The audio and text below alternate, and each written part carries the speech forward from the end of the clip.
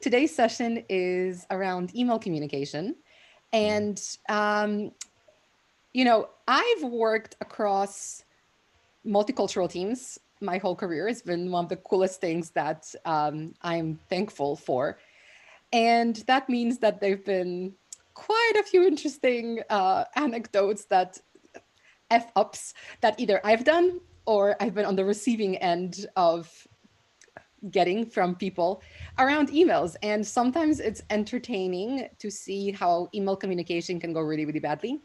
Yeah. And sometimes it actually, I can think of times where I was very deeply offended and it was, in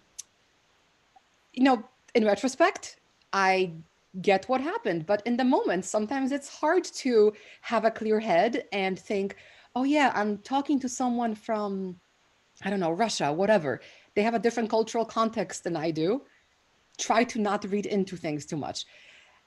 So today is about exploring some of those experiences Mhm. that we've all had. So I do encourage all of you who are here listening to, tell us your anecdotes as they come up, ask questions. Otherwise, what we will be doing is our lovely panel today um, is here to kind of go through some email etiquette do's and don'ts and share some stories that examples of all the various email fun that we've experienced. And the reason why they're all qualified is because A, they're wonderful and they all work across multicultural teams and they've all come back to me and actually raised their hands saying, I want to be in this webinar because I have things to share, which is amazing. It's what we want. So today's panel is Nishmita, who works with Cocharia. Hi, Nishmita. Many of you would have interacted with her over email. Hopefully it was all good, but if not, I want to hear that too. um, and Meenakshi, who is soon to train with Cocharia, but you've seen her in a couple of webinars lately. She's been an amazing help and support, and she's an expert on multicultural communication. So great to have her. Thank you. And my dog Sailor, who is an expert in dog communication, wants to come up here. Come on, Sailor. Or not. And my niece, who is super experienced in HR and talent management and lots of different things across, honestly, like every industry I can think of. His bio is on our website. You can see all the industries he's worked across. And he's currently training with Priya. Yes. So all of us are here. And let's get started. Mhm. Cool. All right. And guys, I'm coming off a flu. So last week I did very little talking. So today I think I'm going to try to get like 2 weeks worth of words in. So please just attendees and panelists, just wave your hand and be like, Magda. Mhm. Cool. All right. There's this article I found that I will use as guidance for today's webinar. Sure. I'll put a link to it later on our blog. And this article, the title is actually 11 Worst Email Mistakes Everyone Makes. And I like this article because A, these actually are mistakes that we've all made. But B, yesterday I emailed all of you who registered asking for some anecdotes. And it was quite funny how they fell into a couple main categories, mainly misdirected or wrong person CC'd or BCC'd type issues. So I thought that we'll just kind of follow the worst email mistakes from this article and use it as a jumping off point of, email etiquette and do's and don'ts and sharing some examples. And are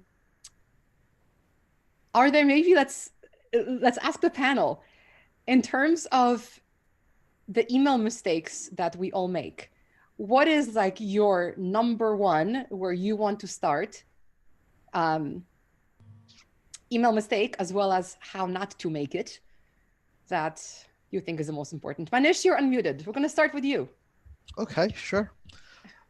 First of all, good afternoon, evening, morning, which part of the world you're in. So I guess the biggest mistake that I can think of in emails is not reading a mail before you send it over. And that's kind of a cardinal sin when it comes to emails, because every time you read an email, you almost always find something to edit, Hmm. something that you know that it you know can can sound better or can be more meaningful, because whenever you're writing an email, what you need to keep in mind is how is the reader going to make sense out of it. And a lot of times I've seen this happen, both in office or outside within my teams. I've been guilty of it myself, where you've written something, you have something in your head, you put it down in a certain way, but that's absolutely not the way the other person reads it. So it's always important that you read your mail at least twice and see whether it makes exactly the same sense as you want it to be, or is it open to interpretation? I think that's really sound advice. Except for some people like myself, who then the more you read something, the more you tend to obsess with it.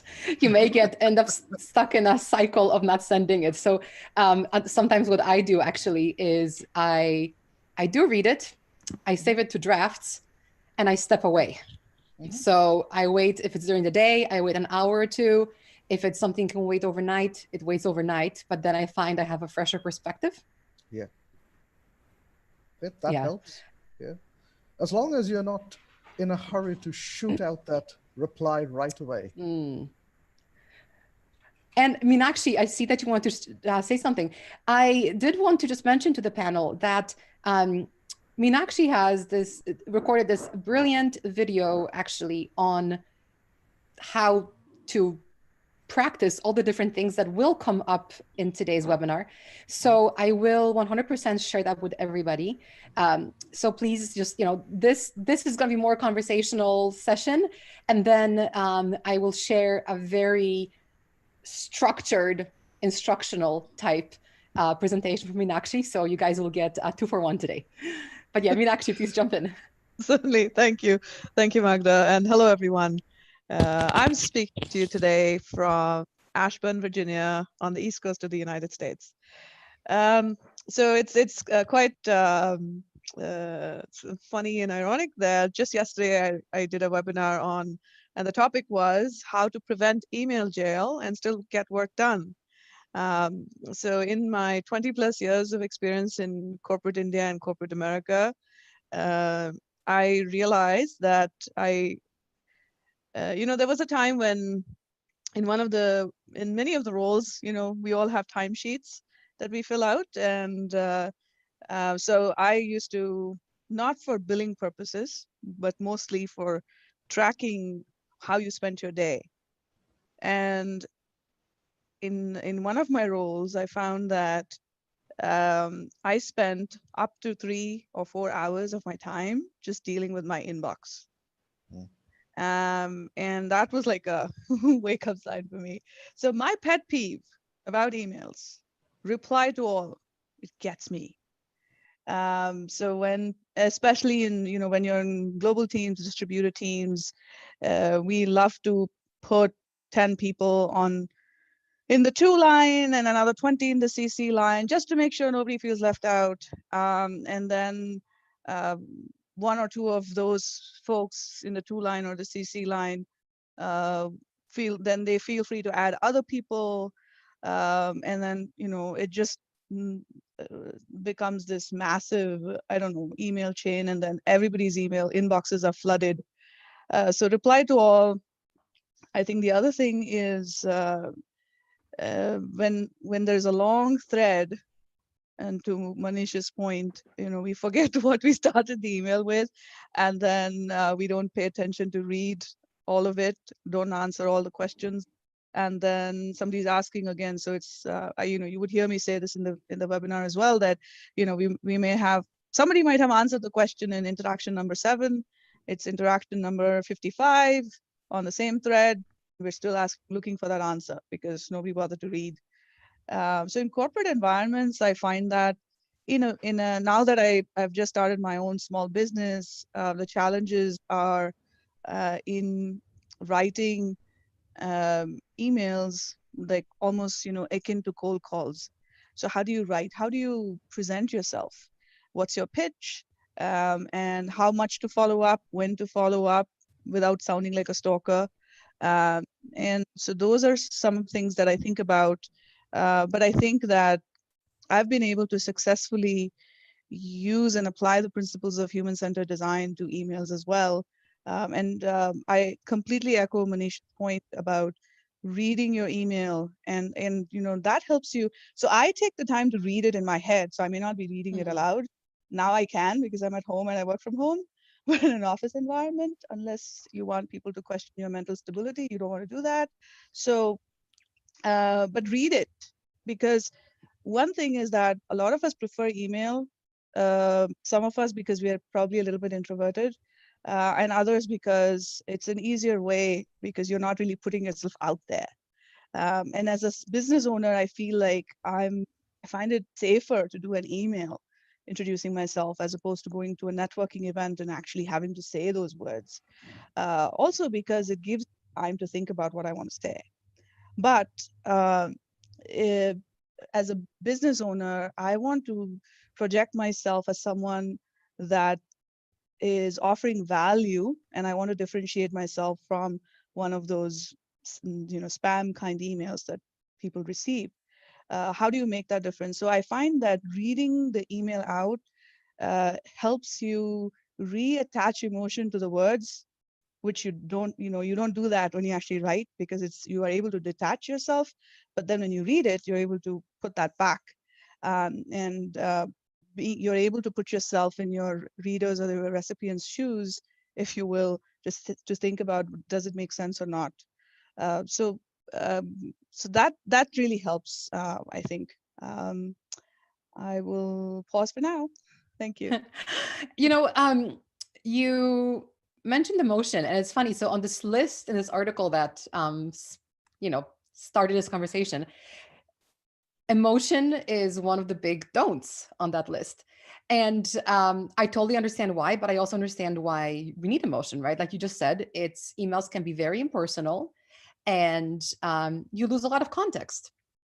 And then you add the whole layer of different cultures, and how different cultures communicate or don't communicate emotion. And it just could be a recipe for disaster. So, um, I can think of examples where I was equally taken aback by the coldness of an email as I was by the over emotion of an email. And both times I'm like, oh my God, this person's crazy. Either way, they weren't probably. Again, I didn't have the context. So I'm just keen to hear more about this whole emotional aspect from all of you, and especially the layer of the cultures where you've worked across, and how that plays in emails.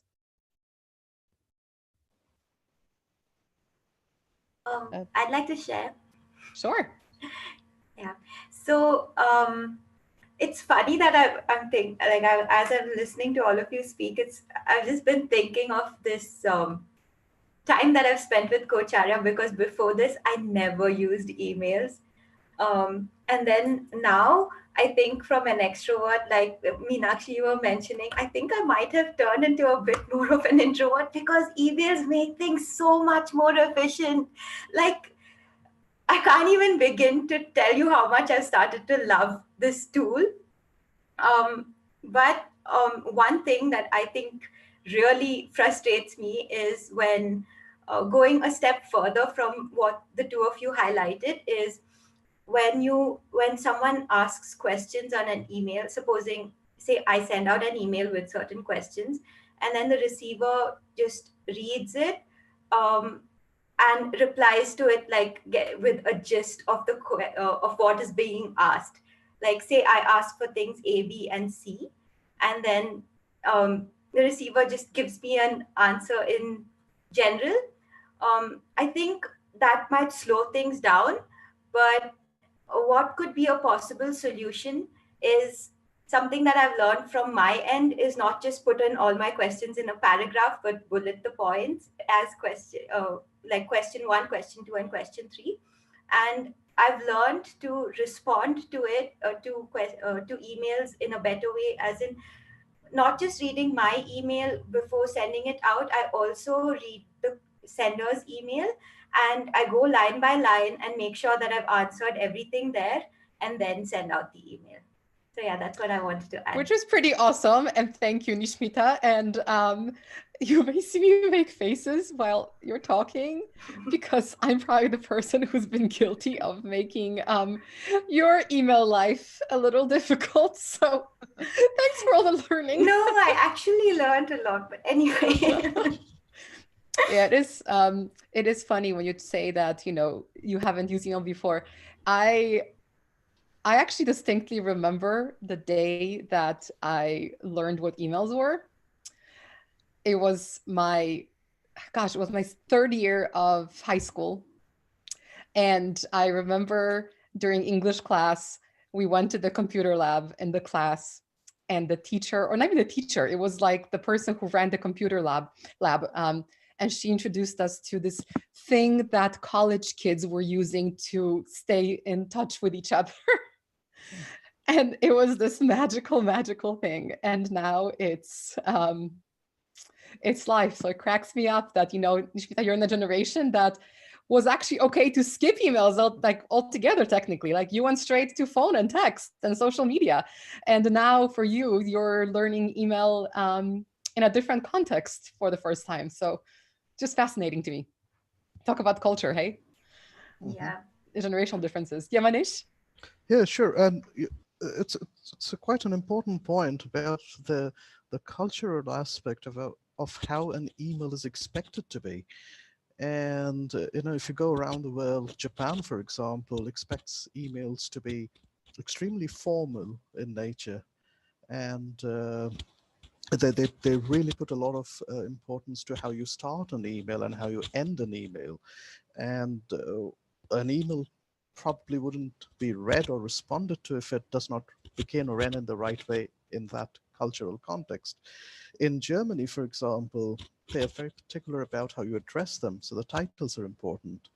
So it depends, and so I guess the rule is take a little trouble to find out when you're asking, when you're writing to somebody who's not from your geography or not from your culture, and it always makes sense to find out, do a little bit of research, and well, Google's always there, so now it's easy. Otherwise, ask. But it always makes sense to find out a little bit about somebody else who's not from your part of the world, just to figure out what is acceptable and what is not. And just saves you a lot of trouble, really. And also to the point of emotions, how much emotion you can really show in an email and what kind of emotion you can show in an email, especially in the corporate context.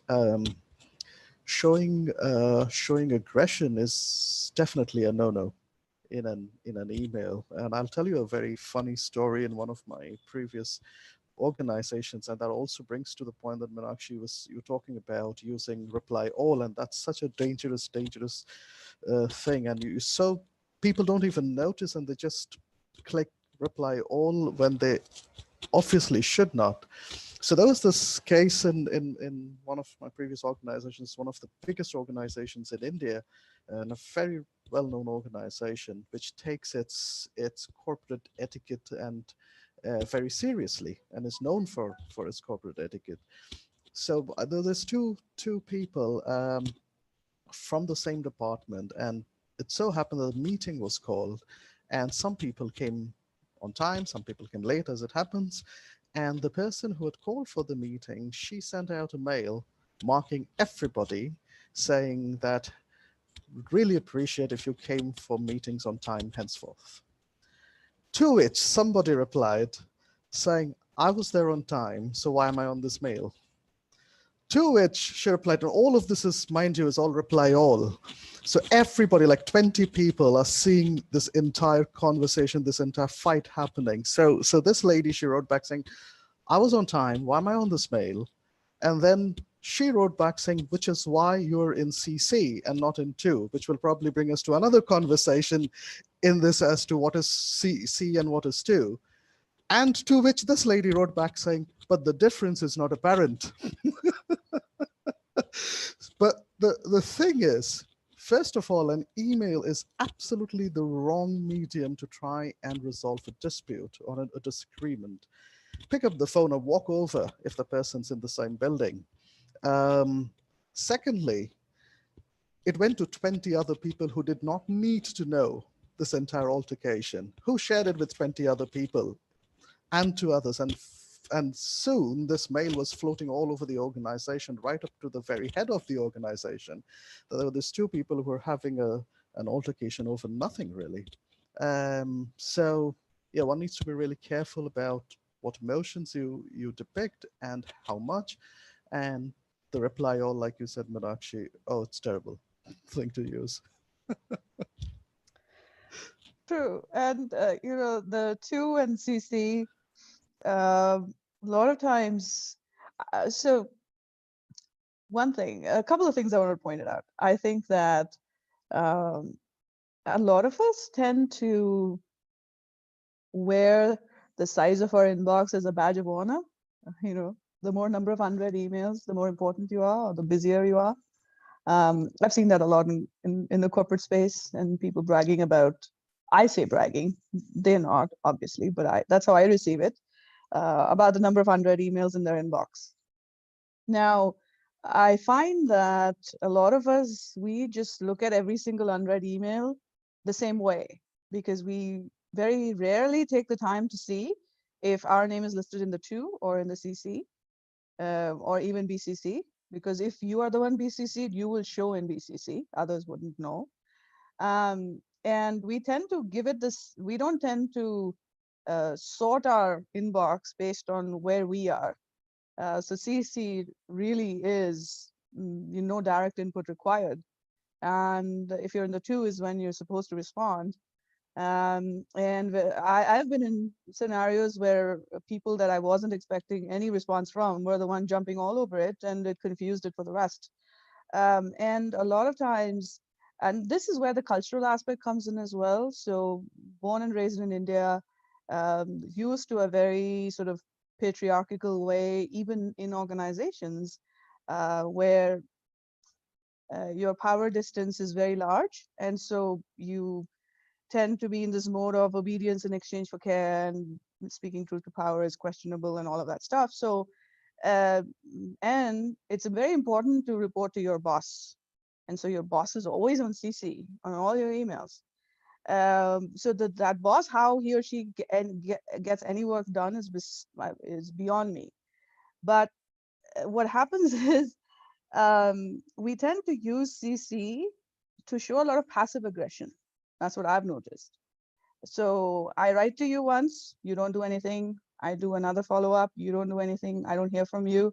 Okay, here you go. I'm going to see your boss on my third reminder. Somehow that's magically going to get it done. And in India, it worked. And so what you actually are establishing as a pattern of behavior here is that you have no normal communication. All communication is escalation. And so we tend to sort of establish that, and we use a CC field for that. And so it's in some cultural and organizational contexts, CC has lost its true meaning of FYI.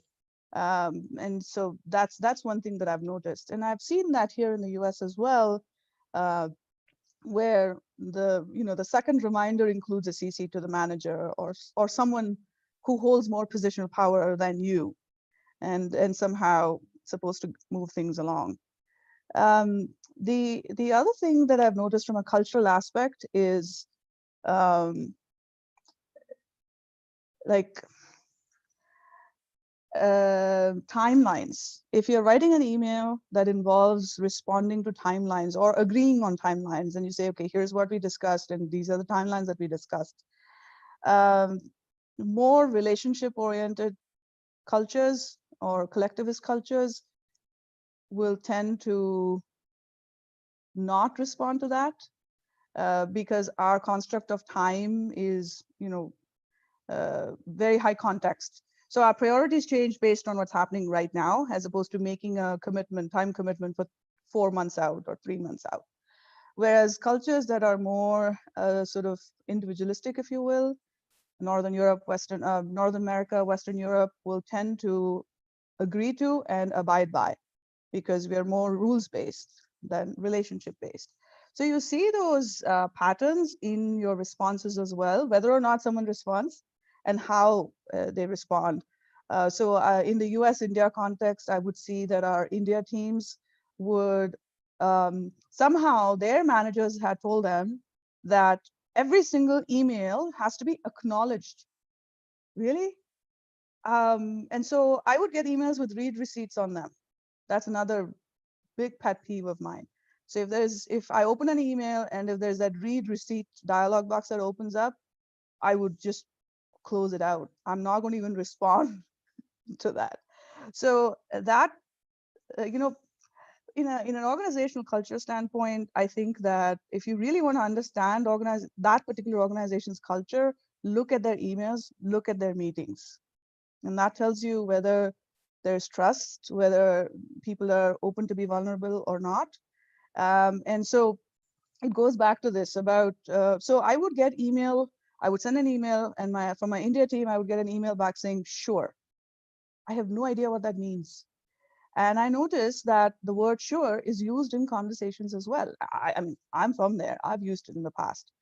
And so the context in which that particular word is used, it makes sense in that cultural context. It doesn't make sense here. So I found myself spending a lot of time interpreting English to English between the two cultures. So that's been my experience with emails as well. I think that happens, a lot, and not just in the two cultures you mentioned.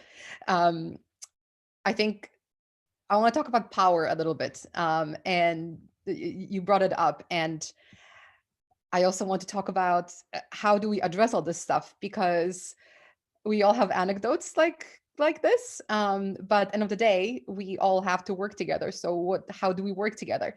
And interestingly enough, when I sent out the email yesterday asking for anecdotes, a lot of what you just talked about came back.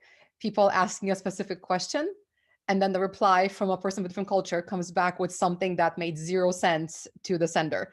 Like, okay, so when are we meeting? Okay, nope, that doesn't actually say anything. So,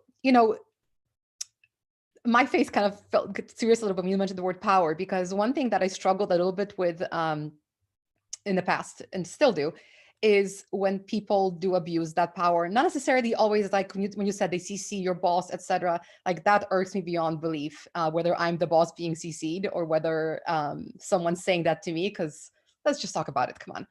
But what really, really bugs me is, and Yushmita, please jump in because you've experienced this, I think. When someone is communicating with, let's say, one of my direct reports, someone who's more junior, and they're being very rude, and I interpret as rude, but they are speaking to the person one way in the email, knowing what their position is in the hierarchy. And then somehow when they realize that I was CC'd or I reply, and they see that my position is CEO, all of a sudden their demeanor changes. And man, like that bugs me. I can't even say the words. It pisses me off so much when people have different level of respect based on where the person is in the hierarchy, so to speak. But I know, like you just explained, that in some cultures there's an expectation of different deference levels based on what your position is. I get that cognitively, but it boils my blood whenever I see my team disrespected or just treated differently than they would treat me with the 3 arbitrary letters after my name that really shouldn't matter. So what I've done in situations like that is, I will vent a little bit to myself or to Nishmita or to whoever, and take a deep breath. And I don't like leaving things to fester. So I tend to be the person who addresses that and just says, hey, listen, like, I don't know what you meant by this. but here's how it came off, fully knowing that maybe I could be embarrassing that person. I try to not be to embarrass them, but I feel like I need to bring it up because it's going to keep happening and it's going to keep bugging me and it's going to bug my team, who were on the receiving end of it. I don't know if I'm doing the right thing or not. So yeah, I'm keen to hear Nishmita's experience with this particular situation, and from Meenakshi and Manish, how would you deal with this? Am I doing the right thing, or am I completely messing it up and making it worse? It's really interesting because this is one of the first things you told me when I joined. I remember because I wasn't sure if I cared so much about having a designation put in there, and you said no, that people respond differently. And I remember you clearly saying how you saw the way people addressed you after you added the letter CEO in there, changed everything. Um, Something that I'm thinking of as far as CCing is concerned is a video that I recently watched on LinkedIn. I wish I saved it so that I could have shared it now, but it's similar to what all of you have shared, but on a slightly different perspective. But what makes a good leader when it comes to emails is not being asked to be CC'd on everything, which I thought was so interesting because the speaker in the video was talking about how it indirectly sends out a message to your team that, look, I don't really trust you with everything and I don't want you to mess up, so I need to be controlling. And somewhere the team is afraid that okay, I'm being watched constantly. So and I thought about it and I was like, yeah, that does make a difference, because I do remember when I've been told, look, I don't need to be CC'd on all of these things, and I was like, yeah, okay, fine, that means I can handle this by myself. And that kind of gives scope for growth and also a sort of personal connection with anyone you're sending it out to. So when you're not feeling watched, you get to be more yourself and more confident as a person who is sending out the email. And that, I think, helps with your interaction with clients or anybody in general. Yeah.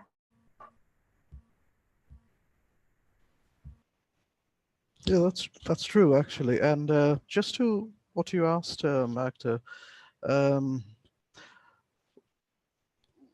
I guess people treat your team the way they see you treating them. So, so if you set those expectations and say, you do not need to reach out to me, my team is empowered enough and capable enough to take care of things, then that behavior changes. So even on the email, and I've experienced the same thing myself. I've had emails coming into me as head of department, and the tone of that email is completely different from the email that has been sent to one of my reportees. And what I've had to do is basically just answer those mails simply stating that my team member that you're communicating with is is empowered to take decisions on this, and please continue the conversation, and you don't need me in this, need to include me, and that has done the trick more often than not. So I guess it's about setting those expectations of communication, and that's true for email or other types of communication as well.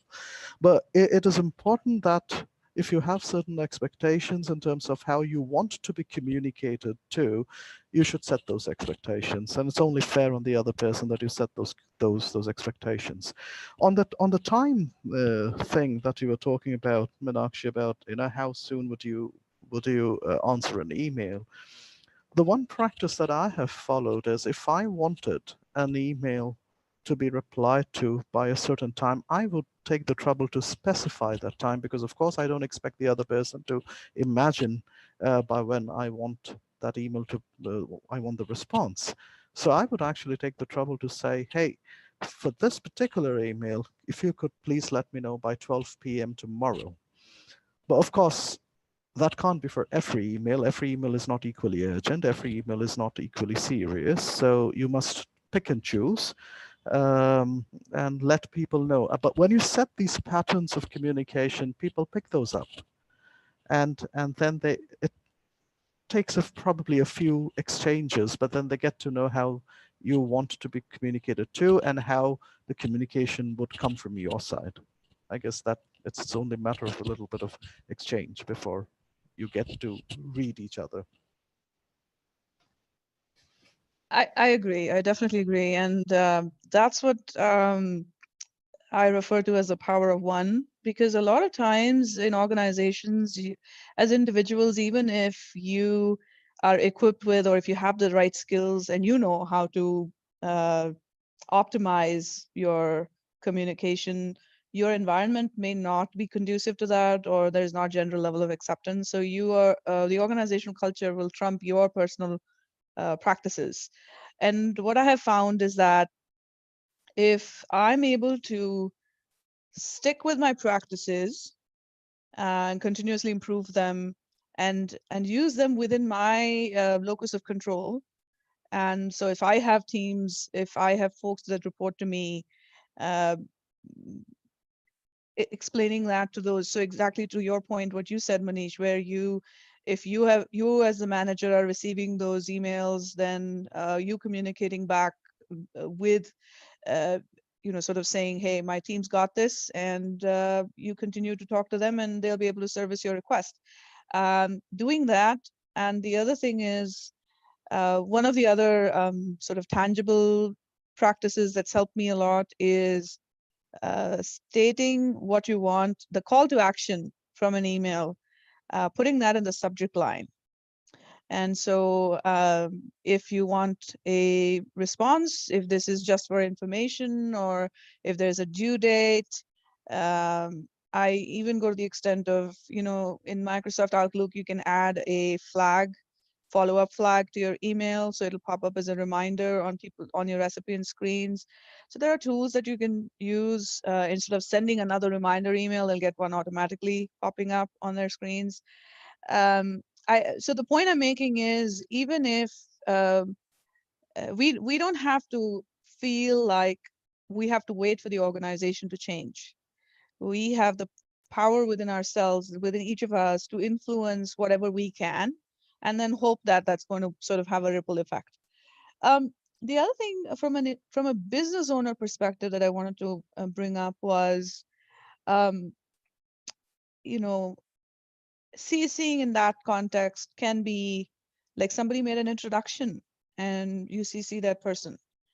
And there needs to be a point where you need to take a call and respectfully remove the contact, the person who made the contact from CC, and then say so in your email that we're doing this, thank you for this, and maybe the second interaction or third interaction, you can exclude that person and say moving you to BCC to protect your inbox, and you do that once, and then that's done. The other thing is about CC in a business owner context is to not randomly CC someone thinking that they're in a position of influence over the person that you're writing to. Don't assume that. And especially as a business owner, you don't want to do that. And being very culturally aware and intelligent about who you're corresponding with, and always ensuring that whatever you're writing as a business owner, you are providing value, even if it's an introductory email, that they learn something about you. Whether or not that goes anywhere is besides the point. A couple of design tips that I've used, and I really, I feel that it's made an impact, is making sure that your reader doesn't have to scroll to finish reading your email. And so if you have to scroll, you've lost them. A, your email is too long, and maybe that calls for a conversation.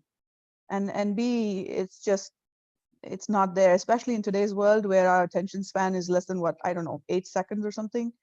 Then the other thing is, I always put the email address in the end. That's the last field I fill out, so that you're really clear, you've proofread, you've read it out, you're clear on the tone and everything, and then you fill out. And one of the, we've had some funny instances where there was another Meenakshi Iyer. I'm sorry, there was another Meenakshi. Her last name was different, and she was an HR team member. And I would get resumes, leave requests, what else? Health insurance requests. I would get Maybe all even of those. resignations. I haven't got those yet.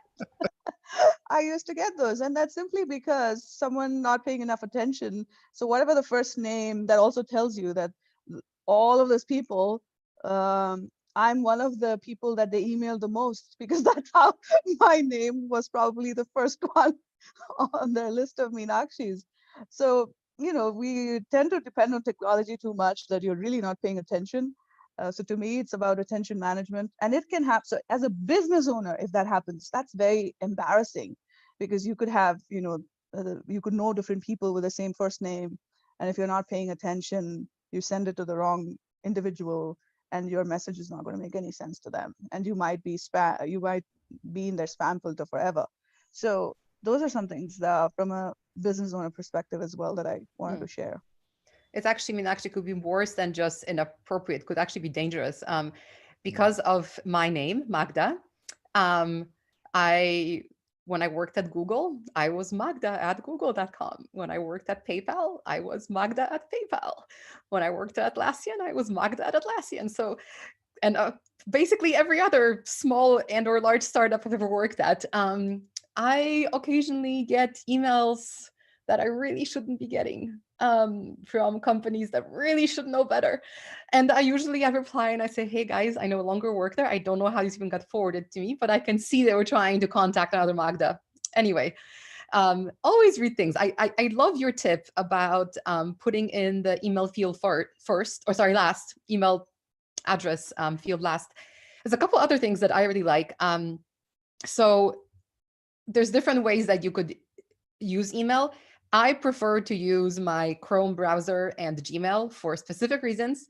And that's because Google has built in a lot of really cool features to try to take out some mistakes from happening. So for example, there's an unsend feature that was in labs forever, and now it's standard. So you can go into your Gmail settings and you can specify how long you want to give yourself to potentially unsend an email. I believe that default is 20 seconds. I've done it for a little longer than that, and I use it honestly like 10 times a day. Sometimes it's because it is a bad idea to send the email, sometimes because I forgot something. But the point is, you could write something, you can click the send button, and your brain has enough time to catch up and go, actually, no, click on send. And no one's the wiser. Face saved. Another tool that I love, again, because it doesn't work in everything, but it works in Gmail and in Chrome, is Grammarly, which Nishmita turned me onto. And it's a great little tool. I mean, you still have to read what you're writing, but automatically picks up spelling and grammar mistakes, automatically reads the tone of your email. So, we talked about emotions earlier, and you never want to be angry. Well, Grammarly, yeah, it's not a perfect tool, but it's pretty damn good. It'll tell you if your email is sounding overly formal or overly aggressive or overly friendly or overly anything. So it gives you an opportunity to make that judgment call, whether you want to change something or whether you actually want to send it. And the other one you mentioned, Meenakshi, was reminders. What's really cool in Gmail is that both emails that you send and you don't get replies to, as well as emails that you've received and you haven't replied to. Gmail, I believe standard is 3 days, but it again depends on your settings. You can set it to give you reminders to reply to something, or to, ping someone, be like, hey, I haven't heard from you, automatically without you thinking about it, which I find super helpful because, let's be honest, you said attention spans are very short. We do forget things. So that's the tools that I use there. But another kind of tip that I use for emails that I deem really important, and the ones where I know that it could be emotional for the person reading it, I read things backwards. So this is from my copy editing in college background. Your brain just fills in the blanks the more you read something, right? So you will miss things. It's just how we are wired. But if you read backwards the paragraph, read each sentence from bottom up, you may find yourself going, oh, that sounds a bit funny. And sometimes because it's out of context, right? Sentences don't follow each other for a reason. Other times you will pick up things that don't mean what you want them to mean. So it does add a little bit of time, but it does save your bottom from offending people sometimes.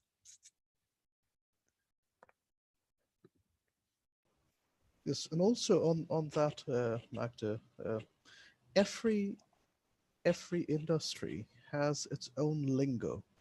Hmm. So it's also very important to understand the kind of language, and especially if you've come from a different industry and you've moved into a new organization. Every organization has its own language, and every industry has its own language. So I've worked with the finance industry, and then I've worked with the telecom industry, and I've worked with the pharmaceutical industry, and all these three industries have so very different languages when it comes to email. So it's extremely important. And also, Meenakshi, you spoke about being a business owner, and if you're writing to these different diverse industries, depending on who you're providing your services to, it it is worth the trouble to try and figure out what's the kind of language that resonates with that particular company or industry that you're communicating with. It does help you get attention. It helps you get your message across, and it, like you said, saves you a lot of trouble.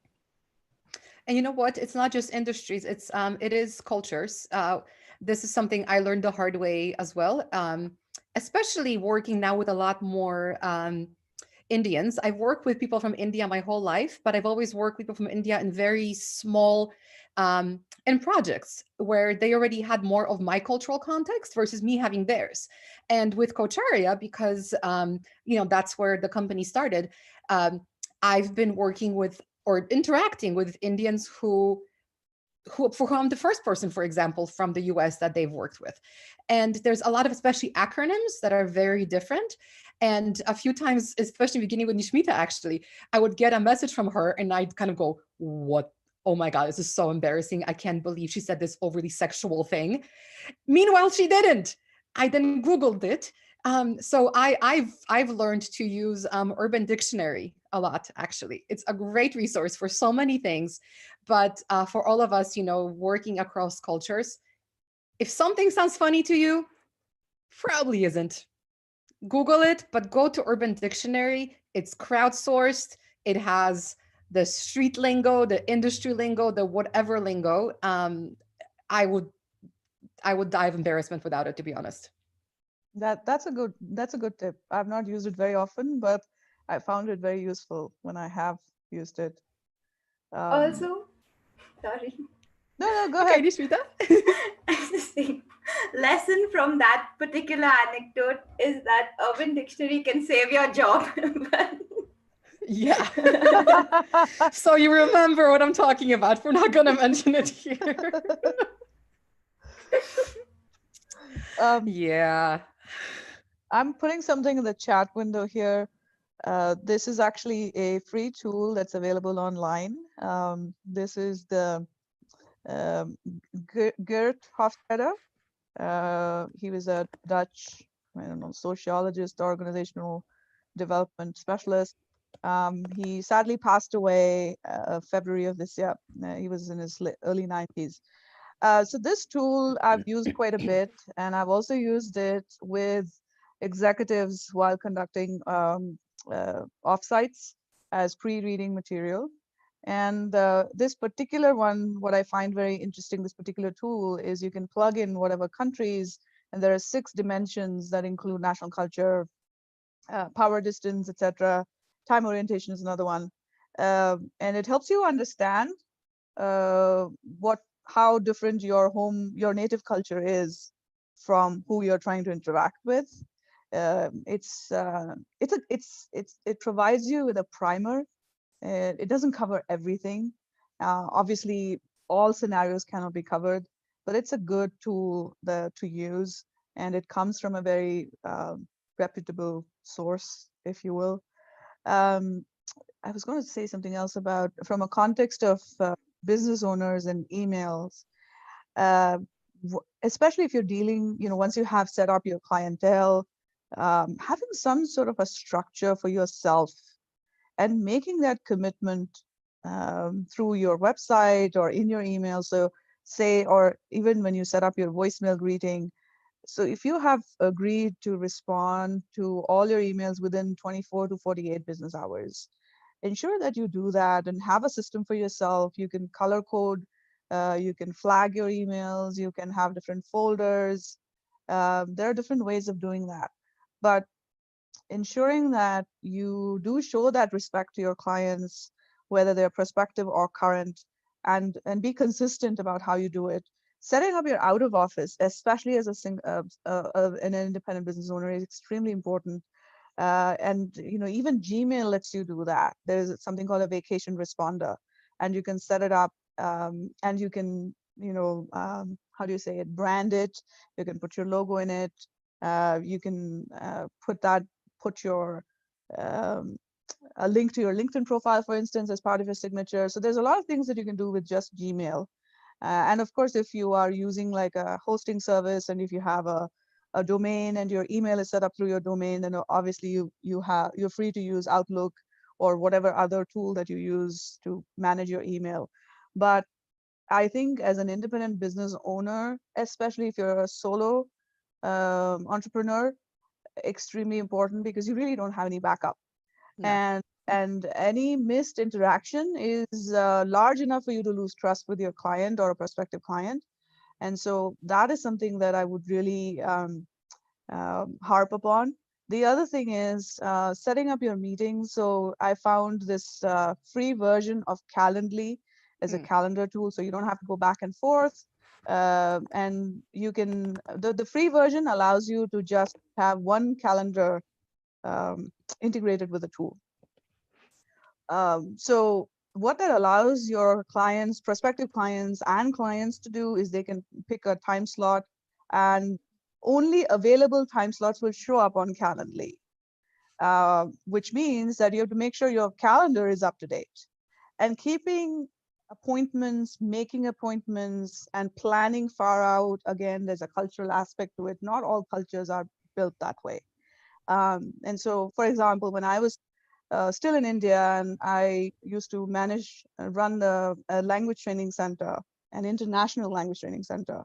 And our policy was to recruit native speakers. So we had people from the US, from South America, because the languages we were in the market for were English, Spanish, German, and French. So we had native speakers from all those countries as our instructors.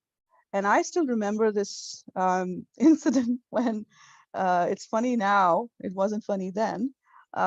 So this was an American colleague of mine, and I was trying to plan out our courses. We had a corporate client, we were trying to plan it out, and it looked like the client was going to start, we had like a 3 month leeway or runway.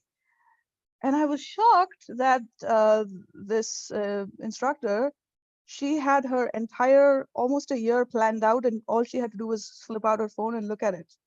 I'm like, wow, I'm not a long-term planner. And that's cultural as well, because I'm very high context coming from India. So what's happening at that point in time will drive a lot of my priorities. So there's no way, I find myself, it's humanly impossible for me to plan my 6 months out. And so but the point I'm trying to make there is that as an independent business owner, know yourself and know how much far ahead you can plan. And Calendly allows you to control how much far out you want to have people to get appointments with you. So I've chosen to do 60 days because that's like stretching it for me. So think about these things as well in terms of email and setting up appointments and managing your time and managing your response as an independent business owner. Thank you, Nakshi. I will add all of this on a blog post because this webinar, it's the beginning of a conversation. This topic is it could be a college course level could be taught on email etiquette, and we could debate it. So I will definitely take all these tools and I will put them in a blog post, and I'll email it to everybody else. And I have a huge request actually to anyone who's listening right now. If there's a particular question that you were hoping to get answered today, and you didn't because, it's only an hour, please email me, just magda@coacharia.com. Email me, and I will take all those questions and make sure that we answer them in a nice and comprehensive blog post, where I will also put the video that Mina actually recorded with some very practical tips on just how to manage email on a day-to-day basis. So please, please, please, any and all questions. But we do need to wrap up, and I guess I would like to finish off with just asking for the key takeaway from each of you. And one that occurred to me is that we're all human, and if there's one thing that I learned in the world of coaching that I love and will always love is unconditional positive regard. Even when Mina actually mentioned Calendly, I have Calendly. I also have a different tool that we use that integrates with our CRM. I don't often use it because a lot of times it can come off as really impersonal. So for all the usefulness that something like Calendly has, when I get an email back from someone when I'm trying to, I don't know, develop a relationship as, a business person to a client, and they go, book my Calendly, I go, oh, great. They don't even care to like reply to me with, and I have to, take a step back and go, no, they're just using technology to make life easier. Magda, stop being judgy.